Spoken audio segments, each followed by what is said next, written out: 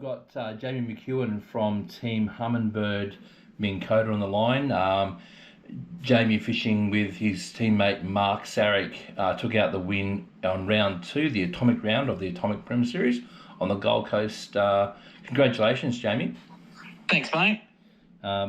Great bag, 3.5 kilo on the nose. So that's a great bag for this time of year. I think those a little bit heavier bags I would have thought would have come in that sort of May into June and July. So to get that bag now is an absolute belter.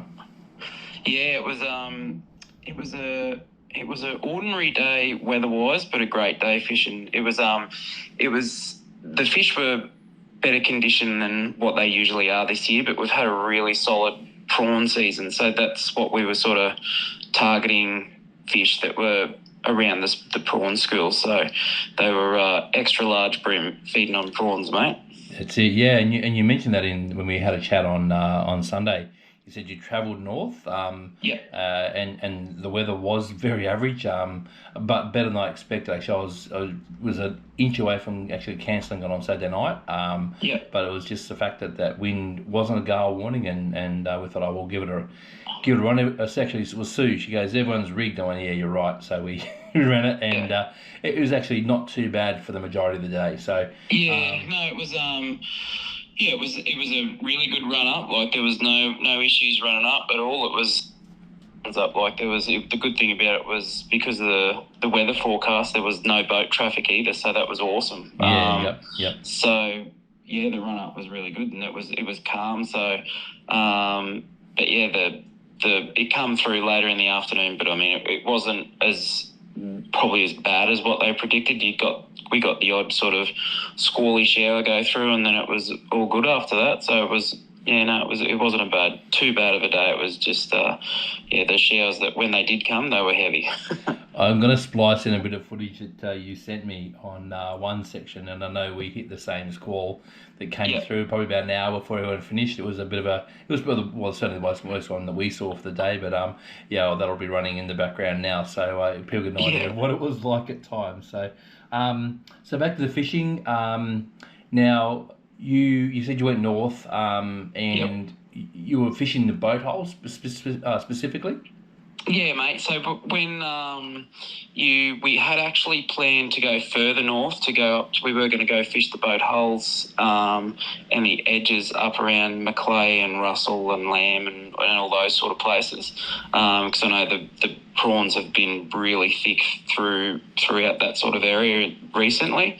So that was our original plan, and then with the forecast, the arena got brought back to the power lines.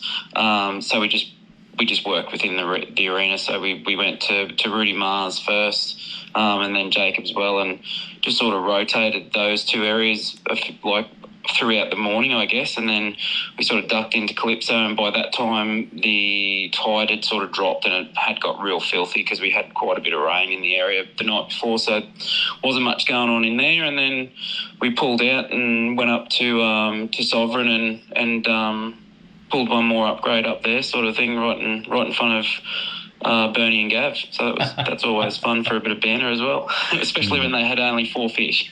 Nice. So this is our 8th upgrade, mate. So yeah, nice. Yeah. Now you actually you won by about 1.2 kilos. So it was obviously you're on the right quality fish, and now you talked about zip baits. Were they the standout lure for the day? Yeah, 100%. Like we sort of worked out we can fish the boat holes both at the same time, but not the same technique. So Mark would throw like a crabby on a worm hook or an aqua sort of thing, and sort of target those fish sort of at the front of the boat, but sort of up in that top third of the water column. Yeah.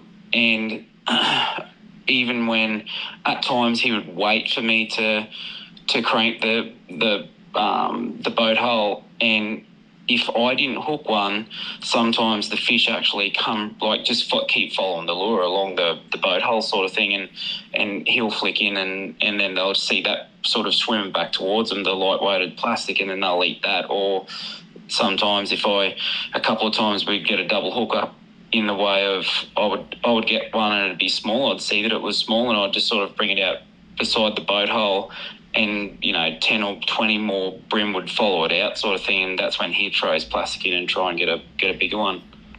So a real team effort. You're working together, that sort of that pattern down pat. And I know Mark said to me that he said you were on. He said that you were sort of really in the zone, and he said he put a couple in, and then he said before he knew it they'd been upgraded. So it sounds like you were having a great day, and by the sound of it, plenty of fish. Yeah, mate. Yeah, you get into those sort of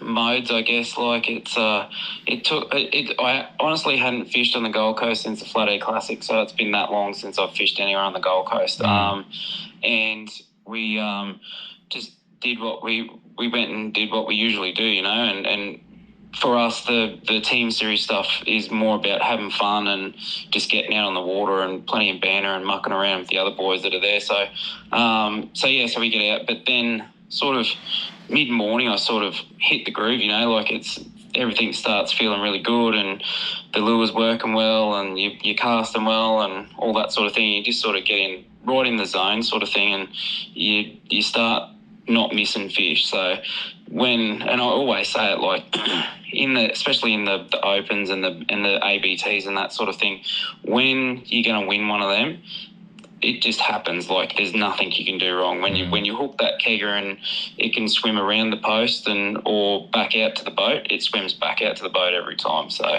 it was one of them days where hopefully I didn't use up too much good luck, but it was just one of them days where it was a good afternoon sort of thing. Like from about 10 o'clock onwards, it was pretty cool. Yeah, we'll talk shortly about what else is coming up for you, but I was just going to quickly mention you not only took out the nearest to pin, so nearest to pin being the correct weight for the nearest to correct weight for the winning team, which you got on the nose.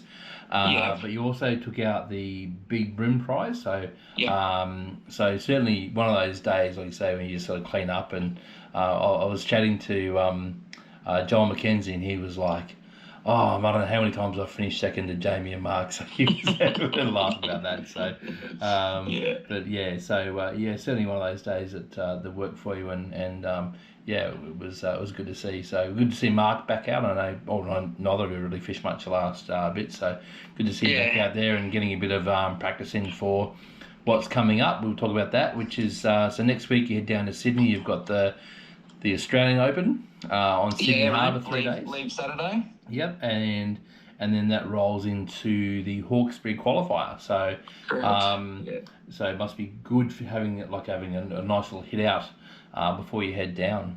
No, it was good to go and blow the cobwebs out, I guess. So that was it was everything's working good on the boat. Feeling good with how my fishing's going at the moment. So I hadn't fished for bream since the Tweed round. So before then it was the Victorian ABT round. So I really haven't had a lot of time sort of fishing in the last 6 to 12 months, I guess, other than just the tournaments. So it was good to get out and have a bit of a hit out before a solid 7 days of fishing down on the harbour. And some big fields. So I was watching Steve Morgan just before on ABT Live, and I think he's got 60 boats for the Hawkesbury. So they're big fields. I'm not sure how many are in the Open, but the way those events are now being run. I think that the Open's at 30 plus now. I was talking to him on the phone this morning. So he said the Open's 30 plus, and Hawkesbury's got 60 plus. So she's going to be the harbour's. You can go to the harbour and not see another tournament boat, even with 30 all day.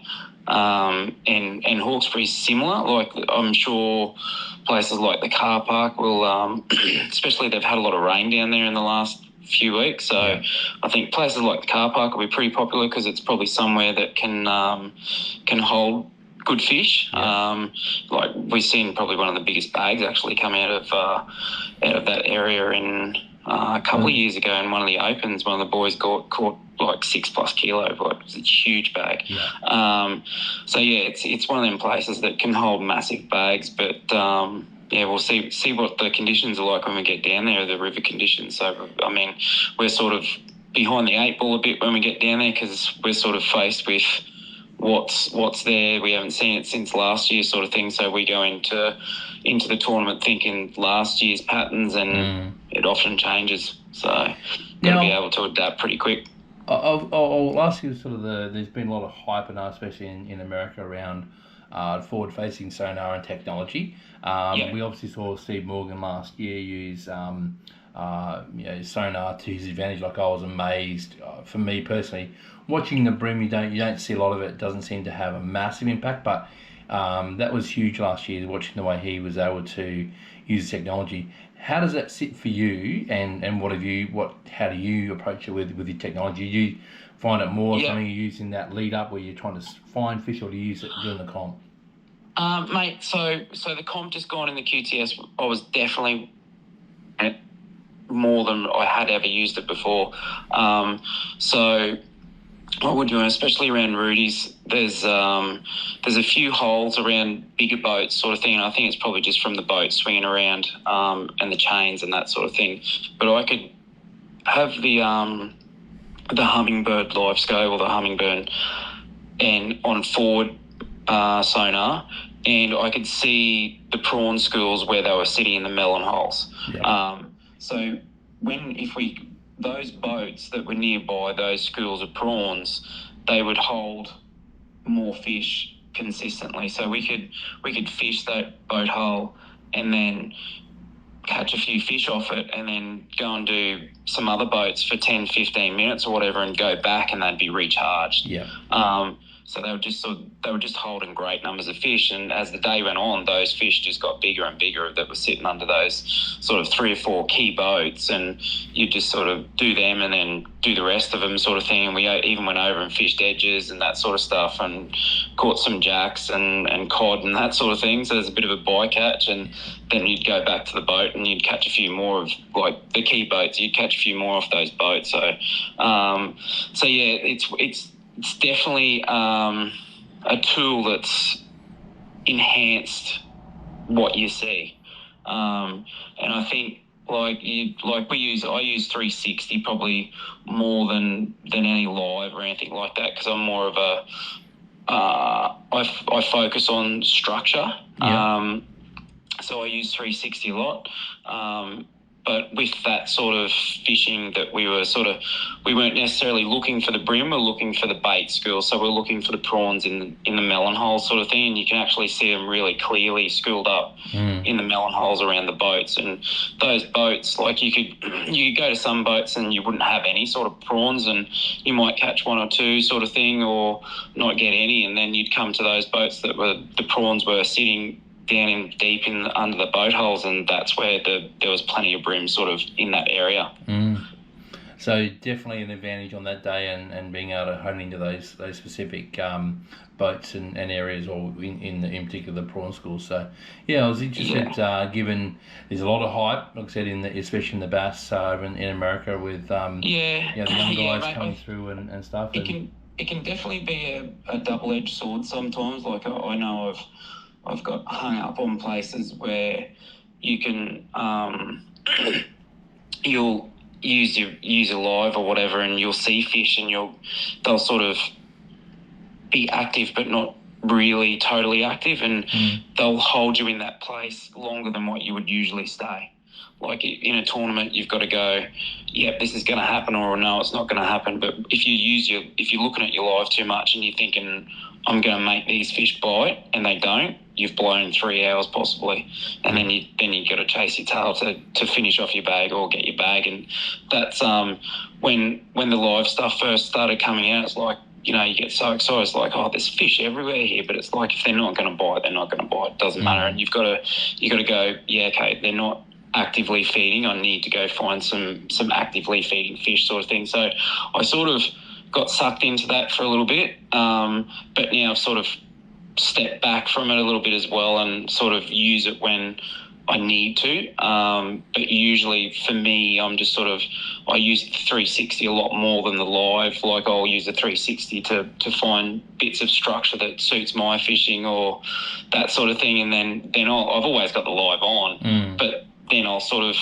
I'll use that a little bit more, but I'm still mostly predominantly looking for focused on the structure and the points or the current lines or that sort of thing. So the pressure points from the current. So that's generally what I look for, sort of thing in canals or that sort of thing. Something just changed. That's a little bit different to the norm, and that's what I sort of look for. Yeah, nice. And look, great to chat to you, Jamie. I mean, the series we cover everyone from yourself who's won just about everything there is to win, down to guys that are just cutting their teeth, and I think having you around and being willing to share that information is great for the guys who are coming through and listening to that and thinking more around their fishing and that kind of thing. So I really appreciate that insight. That's a great insight to your day and how technology can or can't be beneficial to your results. So but congratulations again. Great bag, and as I said the other day, I'm looking at getting some patches made up so you'll be one of the first inductees into the 3 kilo club. So that'll go straight to the pool room, I hope, so finally, I guess I'll just give you a chance to have a shout out to any sponsors or that you want to give a shout out to that support you. Yeah, mate. Yeah, obviously, Humminbird, MinnKota, BLA, Benny Keane there sort of looks after Mark and I, and Samaki just picked up some new rods today for the Open, so getting really excited to try them. Some new Zing V3s and Sporties. Tony's always been really good to me, so back in the early days, Tony was one of the guys that sort of pointed me in the right direction of a few lures and a few secrets and that sort of thing, so there aren't so much secrets anymore. Sporties and Cranker and yourself, and so you do a great job running the tournament series, mate. It's really good, and wanted to do a bit of a special shout out to Grant Painter and his mum, sort of going through a bit of a hard time at the moment, and he's one of the guys that's been around for a few years. So we always try and get behind the boys when they're going through a hard time. So you lost your mum, and unfortunately I lost my stepdad on the last round. So there's unfortunately been a little bit of that amongst the crew. Mate. Yeah. And it's great to know that the support's there to help each other out and lean on each other when we need to. So now I've got one final question for you. How leading into Hawkesbury and also the Open, how's your Cranker crab supply? Mate, I have a fresh batch that come from Steersy last week. Ordered them. So I think I ordered 60 or something like that. So I ordered 60 crabs, and I probably have 20 or 30 in the boat. So I will. I'm going in well stocked, mate. We'll see what the depletion rate's like when I get home. I'll let you know. So hopefully pick up a check or two in amongst all that and replenish that supply. So that's pretty much what it's like going down there, mate. You've just if you win something, it's just paying for the tackling. That's it, yeah. All right, Jamie, thanks for your time. I really do appreciate it. It was a great insight into your day, and I really appreciate your support of this series. I know that everyone looks up to you in the series, and we appreciate having you around. Thanks, mate. Thanks again for your efforts.